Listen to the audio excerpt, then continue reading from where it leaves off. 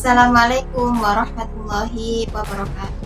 Kepada yang terhormat Bapak M. Syarif MPDI selaku dosen pengampu mata kuliah Filsafat Islam. Baiklah, di sini saya akan menjawab dan menjelaskan salah satu poin soal yang sudah diberikan oleh beliau, yaitu saya memilih poin soal nomor 1 tentang awal pertemuan umat Islam dengan pemikiran filsafat.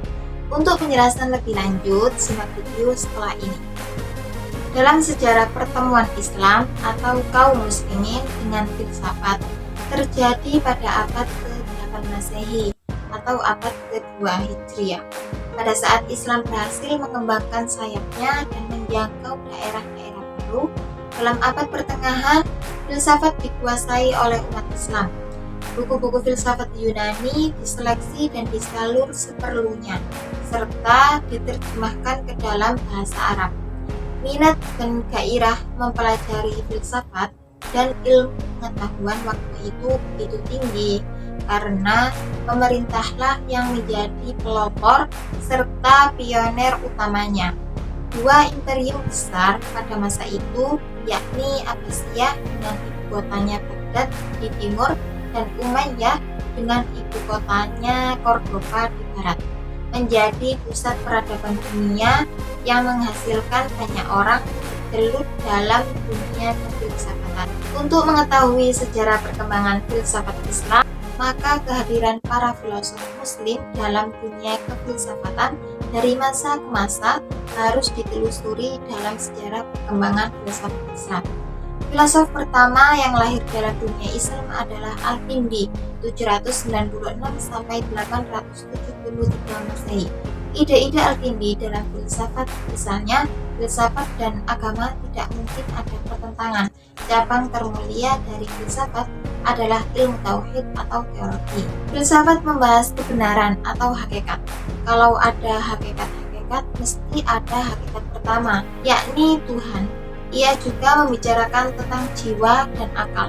Filosof besar kedua dalam sejarah perkembangan filsafat Islam ialah Al-Farabi 872 sampai 950 Masehi. Dia banyak menulis buku-buku tentang logika, etika, ilmu jiwa dan sebagainya. Ia menulis buku tentang persamaan Plato dan Aristoteles sebagai wujud keyakinan beliau bahwa filsafat Aristoteles dan Plato dapat disatukan. Filsafatnya yang terkenal adalah filsafat emanasi. Selanjutnya, filosof setelah Al-Farabi adalah Ibnu Sina 980 sampai 1037 Masehi.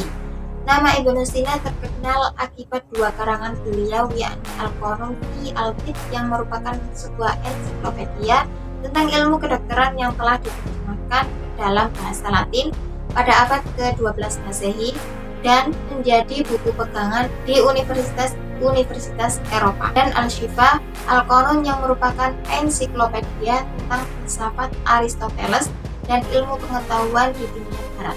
Beliau dikenal dengan Avicenna, Spanyol Avicenna, dan popularitasnya di dunia barat sebagai dokter melampaui popularitasnya sebagai filosof, sehingga ia diberi gelar dengan The Prince of the Physicians. Di dunia Islam sendiri, ia diberi gelar Al-Syekh Al-Rais atau pemimpin utama dari filosof-filosof.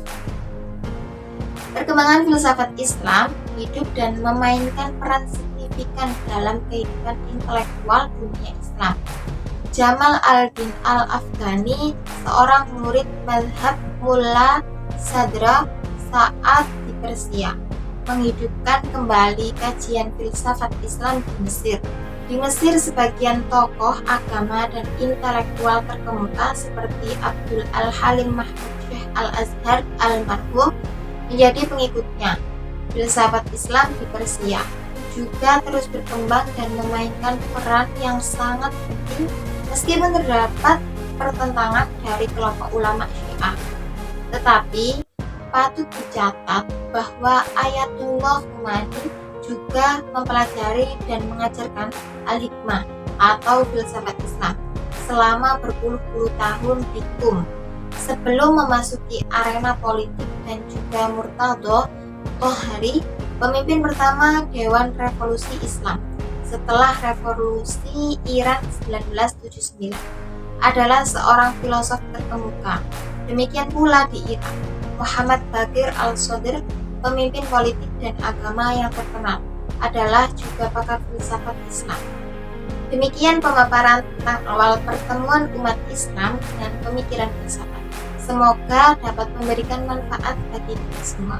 Wallahu a'lam bishawab. Wassalamualaikum warahmatullahi wabarakatuh.